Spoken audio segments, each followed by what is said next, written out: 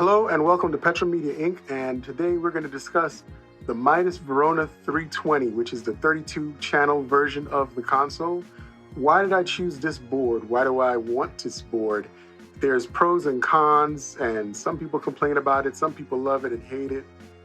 I'm just going to talk about why I love it. Let's discuss. Now, the Midas has its own color and flavor to it. It's not a recording console. That's not what this is. What this is a live mixer. This is primarily used in most cases for live recording. Now, this is not really an issue for me because it adds its own flavor and color and style to the production. Also, I don't record audio through the Midas. I have another preamp that I use for that purpose when I want to use a mic, and I go directly into my DAW with that. This is literally for tracking my outboard gear. I currently at the moment have the MPC 5000. I got the Roland Phantom X back. I haven't had it for a long time. I finally got one back, and there's a video on that one. I still have a couple of things I need to work out on it, but for the most part, it's great. And I also have an MPC 1000 that's laying around here somewhere. I don't want to show you too much of the mess over on the other side right now. I'm still putting the room together. But here's the thing about the Midas. The Midas has some solid mic pre's. And the mic pre's can not only be used for your microphone, but also can be used line input gain. And the benefit with that is adding that color that I said it has to the sound. The mic pre's come with phase flip and an instrument option. So if you want to switch it to being an instrument, you can do that. Each of them have individual 48 volts, which is great. That means you don't turn one on and a whole bank of them come on at the same time. It only powers on the ones that you want to have phantom power on. And of course, I can put a pad on it by 15 dB to lower it 15 dB.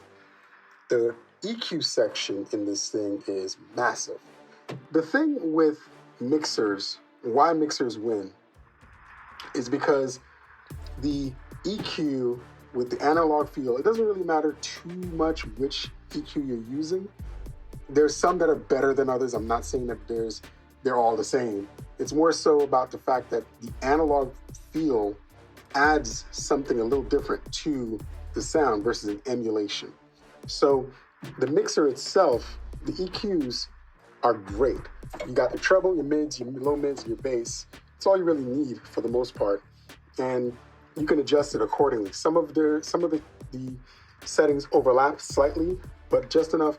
The other reason I chose this console is because it, to me, felt like it was a pairing of two of the consoles I love. The Neve 88R and the SSL 4000, because you can put the EQ in and out of the signal path. I also have an insane amount of auxes. If I had more outboard gear, which maybe in the future I will consider buying, I can always add an aux into the signal chain and determine how much of it I want in the signal path. The big bread and butter of the equation is the group matrix. Now, previously I was using a setup where I was using a very expensive set of audio cards. One of them was the BSS London Blue 326, fully loaded with all the cards. It was like $5,000 each when it was brand new. Unfortunately, there's not much support for them going into the new Apple OSs and the Windows 11s, and I just didn't see the point in using it anymore. And the group matrix resolved that matter because before I had all 32 channels wired into it, going into the DAW and out. And the great thing about that is I could track everything in one shot, which is fine.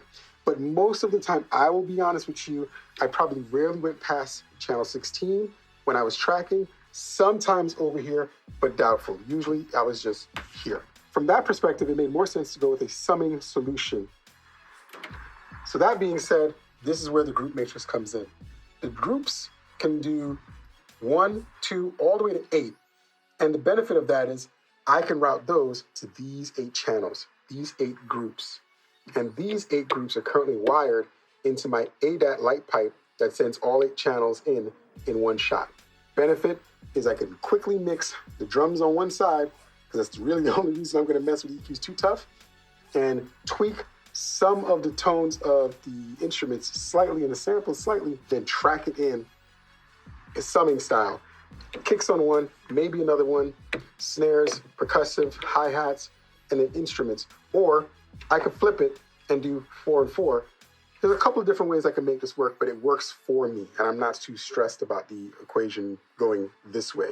Also, with MIDI lock and SMPTE lock, I can also track the first part and then track the second part, and I can get it all done in 2 passes. So it works out great. Like I said, I rarely come over here. And for wiring reasons, I've hardwired the 5,000 outs into the first 8, stereo outs for the 5,000, the 4 Phantoms, and the Phantom X stereo outs. So I have everything set on this side. This side is for other things coming along. When I have to use the 1,000, I can always use these channels for the 1,000, these 4 right here. And as you see, I have a ton of extra channels. Those other channels are either used when I'm tracking with a mic sometimes, but very rarely. But really, I'm saving it for other instruments that I'm looking at picking up in the near future to fill out this board. The groups also allows me to do mono and stereo. And if you look over here, I also have stereo out and mono out, which is great. I can set the groups for pre-fader, which means I can set it before the fader or after the fader. And I can set it up for a different group mix, which I'm still not really huge on. What does that mean? What does that extra group mix mean? That sends it to the matrix. The matrix is a separate 4-group system where I can send these up here. As you can see, groups 1 through 8 are sitting right here, and I can further sum it down to 4 outs if I really wanted to. I rarely use this, but it is nice to have. In the master outs, I have all these different inputs. I can listen to groups 1 and 2, 3, 4, all the way up to 8, stereo or mono, listen to just the matrix or just the auxes. I can set up separate master mixes. I can do talkback, but I mean, I'm not using this board in that manner, but I can because it has a talkback mic. And I have stereo and mono for listening. So it's pretty much everything I needed for an actual interface. So the question now is, why did I choose this? Well, although there are many other options, the reality is I'm really just using it to track in the instruments, just the hardware into the software, and I already had it. I had it in storage. There was no point in me going out and buying another mixer. I actually thought about getting a smaller mixer, something simpler and easier to control and to manage, but I realized I didn't really want to go that route. It didn't make sense to me to go out and buy a new thing right now, especially currently with things, you want to start making money off of the music, get the music to pay for itself. Why go out and burn money? That's just not a wise way to do things. It's just not a wise way to do things. So I already had this in storage, and it made sense to just go forward with it. I could have simply gone with a interface that has all the ins and outs that I would want, but something like that was solid, that was up to the standards that I wanted it to be up to, was going to cost me several $1,000s, and I already spent several $1,000s a long time ago, and it didn't make sense. It didn't make any sense to just go and blow money again right now. The other thing that was interesting was people were saying, the Midas doesn't have a great tone. I don't need it to have a great tone. It just needs to have the sound that I like for the music that I make. And that's the confusion that people have.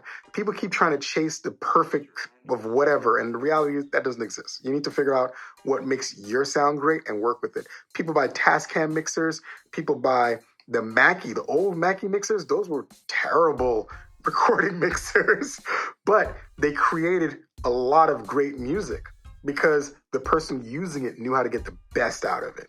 And that's what matters more than anything else. If you know how to get the best out of something, it doesn't matter what anybody else thinks you're using. You do you, and you make it work. I'm very happy with the end result. I'm also happy with the choice that I made in interface to replace it. I didn't think I was going to find something as small and as simple to do what the other things did, even though it's only going to be 8 ins. It's a decent solution for what I'm looking for. And I'll share that in another video sometime in the near future. If you like what I've been talking about, like, share, and subscribe, and I'll share more about what's been going on behind the scenes as we go. Still putting the room together. I've been just so busy between work and the kids and life. And I just finished up putting together a bunch of stuff for music libraries. So that's all that's been keeping me busy. And now I have to get started on stuff for the other music library. and just keep grinding, keep grinding. That's the most important thing. If you love doing this, keep grinding. It will happen. It's happened to me before several times, and it will keep happening because I keep grinding. Catch you next time.